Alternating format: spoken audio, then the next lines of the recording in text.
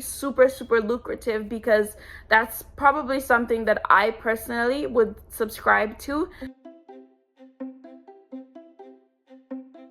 Hey guys, welcome back to my channel. It's your girl Natasha, and if you're new to my channel, then welcome.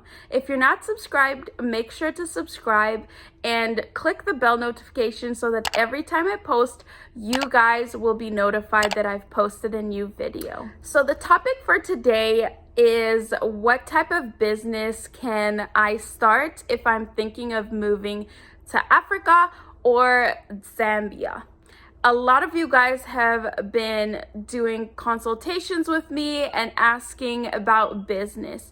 And so I decided to create a video for you guys who haven't done a consultation with me, giving you a little bit of a clear picture of something that you could do if you do decide to move to Zambia, move back to Zambia, or are thinking of moving to Zambia.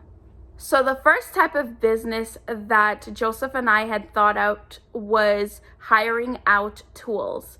So if you guys have watched my journey building in Zambia, a lot of the times when I've hired somebody, they don't have specific tools to do the job properly. And so you who's thinking about moving to Zambia and is wondering, what kind of business can I start? That is one business that is pretty lucrative.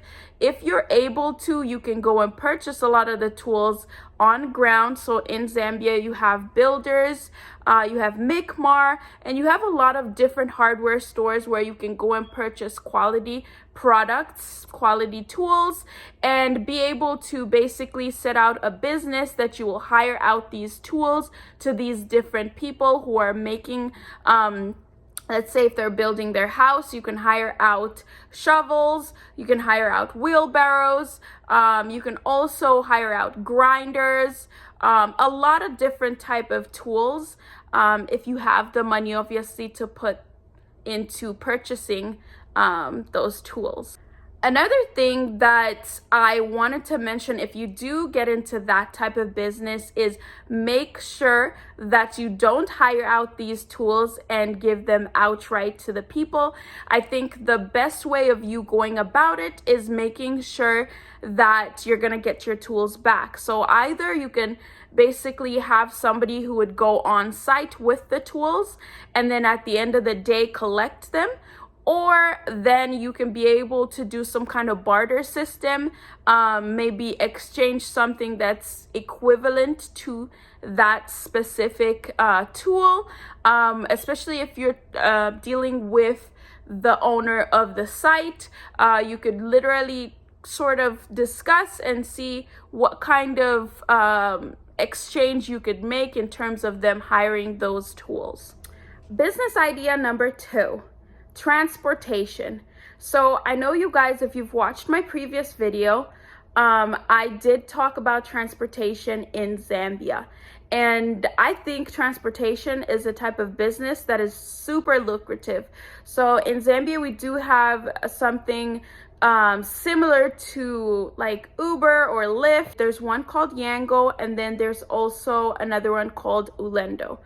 And if you're into transportation, you have cars and whatnot, you could easily go ahead and basically purchase cars and be able to put them on these platforms. And obviously the way you would work it out, obviously you have to find drivers that would drive these cars, and then monthly you would be able to get a specific percentage of the amount that they are gonna make per month from using your transportation. Another type of business in transportation would be buses. So like there's long journey buses in Zambia, and we also have the ones that are in the city. We call them mini buses. Unfortunately for some of us, I am like clueless about how to go about even using the public transportation there, and the system is a little bit confusing per se, but obviously I've used the public system, like public transportation system here in Canada, and also when I grew up in Finland, we would use the bus quite often. And the type of buses we have out here and out there are totally different. And so if you can be able to offer transportation that is not only clean, it is safe and has enough space, you could be able to do really, really well in transportation within the city. And number 3 would be leasing your house or like Airbnb type of situation. So for us, if you guys have been watching our building journey, we recently built an Airbnb and we're / guest house, and we're looking to leasing it out once it's done. And so you can either choose long-term or short-term lease. We're obviously going to be doing short-term because obviously it works better for us. But if you're somebody who's in the diaspora and you have a house or whatever, and you for some reason don't have any other option, leasing it out either short-term or long-term is one way of making money. And also, if you are looking to coming to Zambia, you do have the option of not purchasing a house. You could discuss and have a conversation with property owners and start a leasing company that would basically rent out these properties to other people short term, like you can put them up on Airbnb, furnish them, because I know a lot of people who have reached out to me always ask me for a place to stay, and there are certain people who don't have the $100 a day to pay, or even $60 a day. So if you are somebody who's interested in doing any type of business, you could think about basically doing something like that could help with being able to make you some money and also be able to tackle that sector in business.